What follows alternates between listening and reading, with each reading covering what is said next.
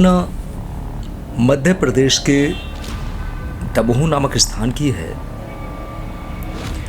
जहां पर भी तकरीबन 15 से 17 वर्ष का किशोर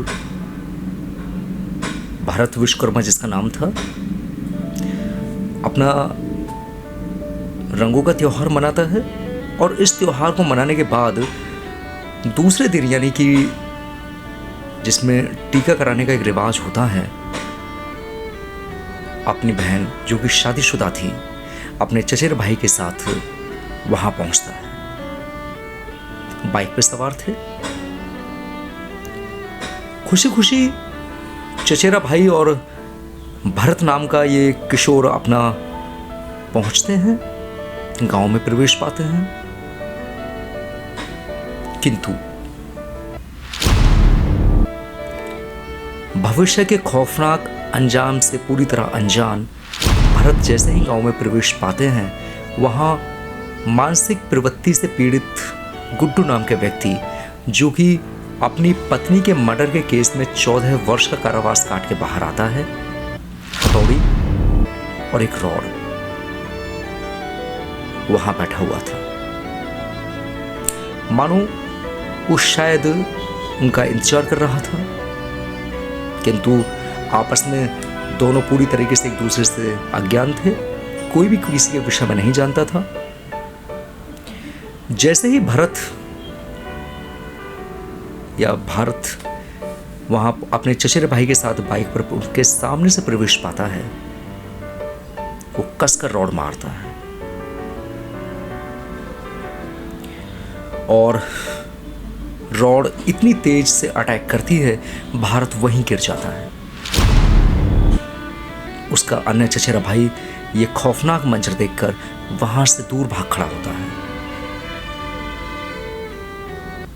शोर शराबा मचाता है। गुड्डू नाम का ये व्यक्ति हथौड़ी से भारत विश्वकर्मा के सर पर प्रहार पे प्रहार करता है। छोटा सा नवयुवक इतने बड़े आघातों को सहन नहीं कर पाता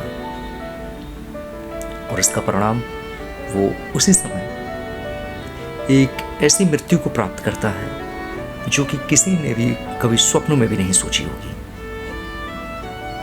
कहां एक तरफ अपनी बहन से टीका कराने वो खुशी खुशी आता है, बहन को खुशियां देता है, और कहां फिर पूरा परिवार मातम में परिवर्तित हो जाता है। घटना यहां पर भी नहीं रुकती। हथौड़े और रॉड से बार बार प्रहार करने के बाद में उसके सर को तहस नहस करके गुड्डू नाम का यह व्यक्ति उसके मांस के टुकड़े खाता है, उसका खून पीता है। आसपास के ग्रामीण वीडियो शूट करते हैं, कुछ बुजुर्ग प्रयास भी करते हैं, पर किसी की हिम्मत नहीं होती कि उसके नजदीक पहुंचे। आनन फानन में देहात थाने में इसकी सूचना दी जाती है। थाना आरक्षी भी आ जाते हैं। गांव और थाना अधिकारी दोनों प्रयास करते हैं, किंतु भय के कारण दोनों में से कोई भी उसके नज़दीक नहीं पहुंचता। फिर भी काफ़ी मेहनत मुशक्कत के बाद में उसको अरेस्ट किया जाता है।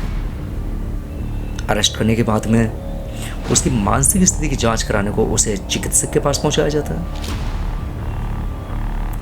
और देखा जाता है कि क्या ये कहानी बनती है। पर ऐसा नरपिशाच, अगर मानसिक प्रवृत्ति भी उसकी अच्छी नहीं थी, तो ऐसे इंसान ने किसी दूसरे के घर के दीपक को पूरी तरह नष्ट कर दिया।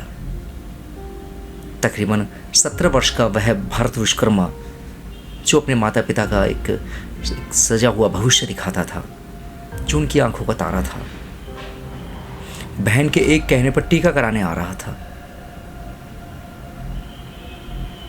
ऐसे विकसित प्राणी की वजह से अपना जीवन समाप्त कर बैठता है। आज के इस दौर में सतर्क रहें, हमेशा सावधान रहें। जय हिंद, जय भारत।